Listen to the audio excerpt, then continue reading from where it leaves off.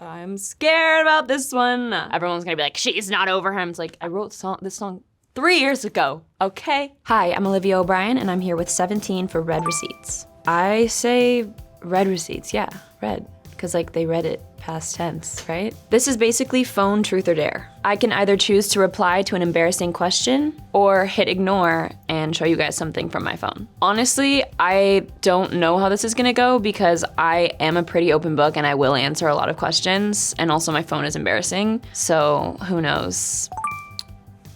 Reply. There are so many weird things about me, honestly. There are a lot of things that I do that I think that everyone else does that I realize that they don't do. One that I just like first comes to my head is that I'm really afraid of escalators. Like I think I'm gonna die on an escalator. So I just like stop and then I like take a step and then I look really weird doing it. And my friend Kelsey at the airport the other day was like, that's not normal. And I was like, it's normal, it's my normal.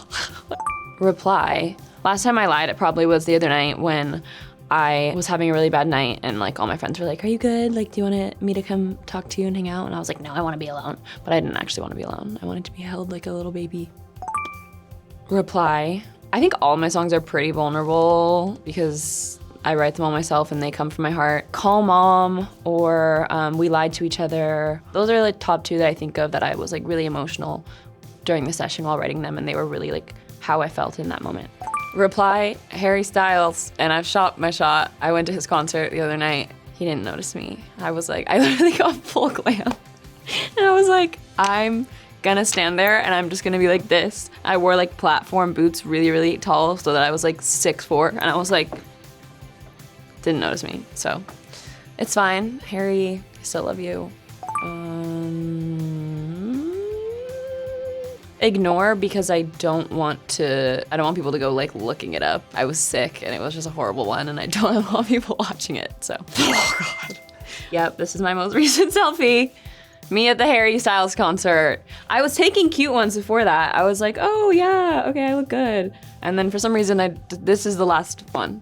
I'll never do again. Reply, date any of my exes. And not only would I not do that again, I would go back in time and not have ever done it in the first place. I guess ignore. I mean, I don't even know which one I would choose. Pulling up TikTok.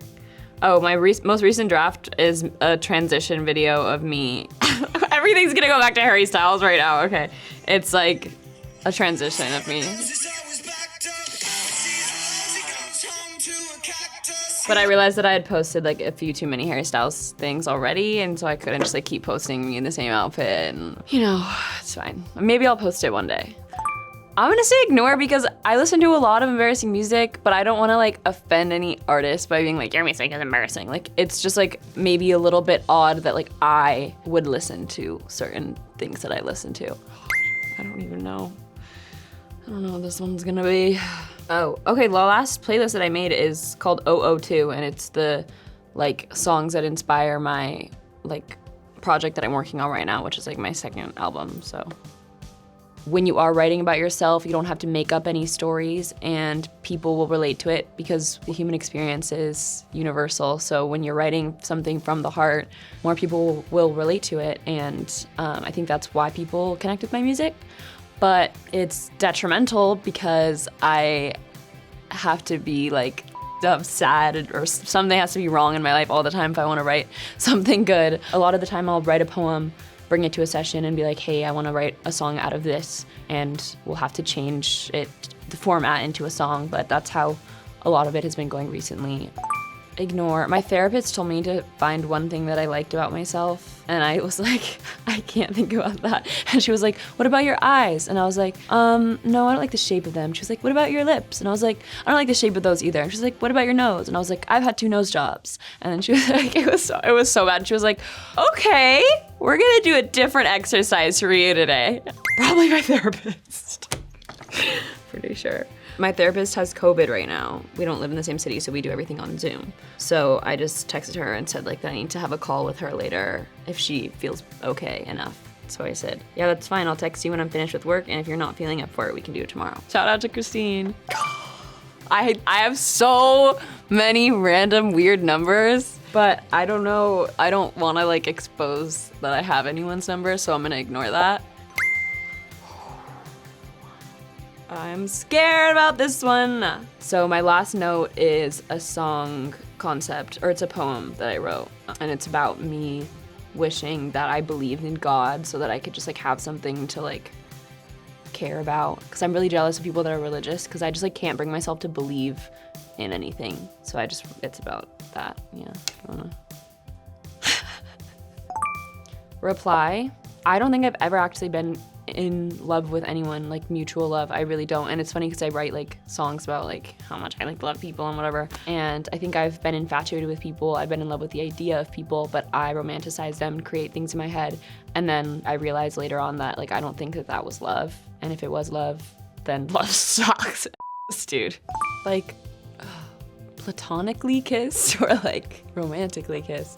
It was probably one of my friends, honestly. I'm ignoring because I couldn't even tell you. The top contact in my messages.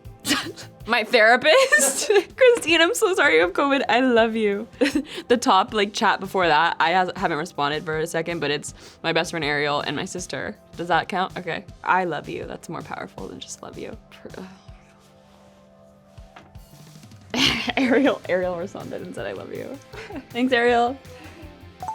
Reply. I keep things private, but if people ask me questions, I'll just kind of answer them, and I feel like I'm pretty open about my mental health struggles and like my story, where I came from, how I got to where I am. Like I've told my story a bajillion times, and yet still people will just make stuff up. Like, even I was gonna say they could just Google me, but even stuff on Google is wrong. But the one that bothers me the most is that I was like an influencer who like started making music, and like nothing wrong with influencers. Like half of my friends are influencers, but I had like 1,000 followers on Instagram when I put out my song I Hate You, I Love You. And the reason I have a following is because I make music. The internet loves misconceptions. It's just like a giant stew of misinformation, and just people will literally comment and be like, no, I know for a fact that she did this. And I'm like, where did you learn this information? Because I didn't know that I did that. So if I don't know that I did that, how do you know that I did that? Because I didn't do that.